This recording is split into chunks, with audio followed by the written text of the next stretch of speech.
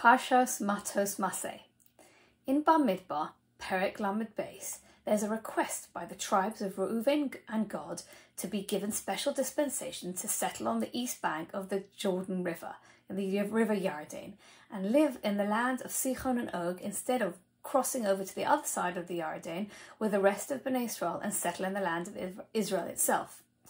The Perek starts by explaining that Reuven and Gad had a lot of livestock, and they want to settle on the east bank because they think it's better for their livestock. Initially, Moshe objects as he feels that all the 12 tribes should join the national effort to conquer the land of Canaan. So they clarify their request by assuring Moshe that they are fully prepared to send in their troops and that it's their intention to fight with the rest of Bnei Israel until the land was settled, and only then do they plan to go back to the east side of the River Jordan. Their response revealed a shortcoming in their priorities. In Bamidbar, Lamed Beis, Posuk Tes Vov, we read, when in their request they say, Gidros son nivneh lemiknenu po va'arim letapenu. They said, we're going to build pens for our flock and cities for our children. This implies that they felt that sheep came first and were more important than their own children. And in fact, Rashi quotes the Medrash Tanchuma in Matos 7, and Rashi and Perek Lamed Beis Posuk Tes Vov says the following: Chosim hayu al mamonam yoter mibnehem b'bnosehem. They paid more regard to their property than to their sons and daughters because Dimu miknehem letapon, because they spoke about their livestock and their cattle before they spoke about their own children. Omar lahem Moshe said to them, Lo kain, this is not the right way to behave. Asu ha'ikar v'hatofel tofel. You have to say the main thing, the priority first, and then the not such an important thing second. Bonu lachem techila orim letapchem. First build your children's cities and homes to live in, va'acha kain gederos lesonchem, and then worry about having a pen and an enclosure for your cattle and your flock. So that's what Moshe tells them. And so we see when that medrash comes from the fact that the words in Lamed Beis Posuk Kaf Hey, when Moshe responds to them, he says, Bonu lachem orim letapchem v'gederos lesonchem.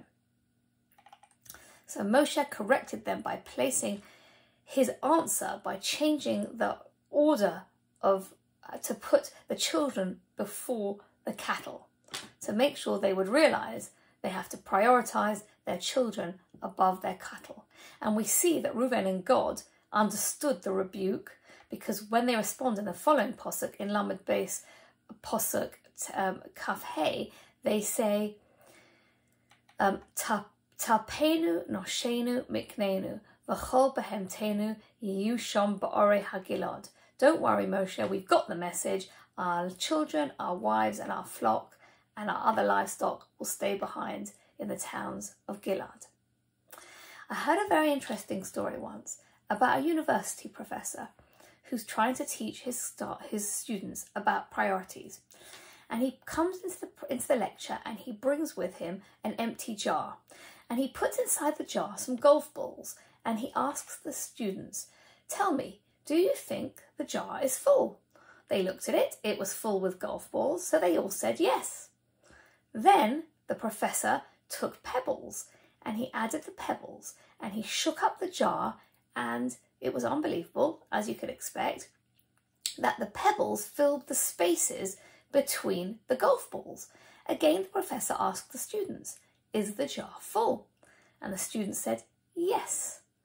So this time the professor took a bag of sand, and he put the sand in the jar, and he sort of shook around the jar to make sure that every single space between the golf balls and the pebbles would fill up the jar.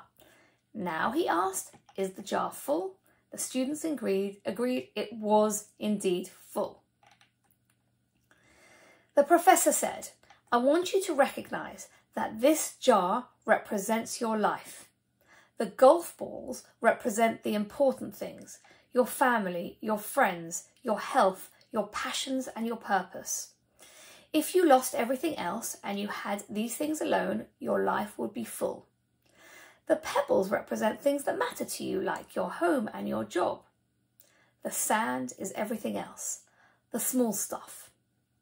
But if you put the big things in first, somehow the pebbles and the sand, the smaller things, fit around them, find their way into the gaps. The professor took another jar, and he took the sand and he poured it into the jar first, filling it nearly to the top. Then he tried to put in the pebbles and the golf balls, but it didn't fit. He just couldn't get the same amount of stuff into the jar. The professor said, if you fill the jar with sand first, there isn't any room for the golf balls or the pebbles. Likewise, if you spend your life and your time and energy on little things, there won't be any room left for things that are important to you. Pay attention to the things that bring you real happiness and fulfillment. Play with your children, take care of your health, take your friends out to dinner, watch the sunset, get outside and get into the world. There will always be time to clear the house. Set your priorities, take care of the golf balls first, the things that truly matter. The rest is just sand. Good Shabbos.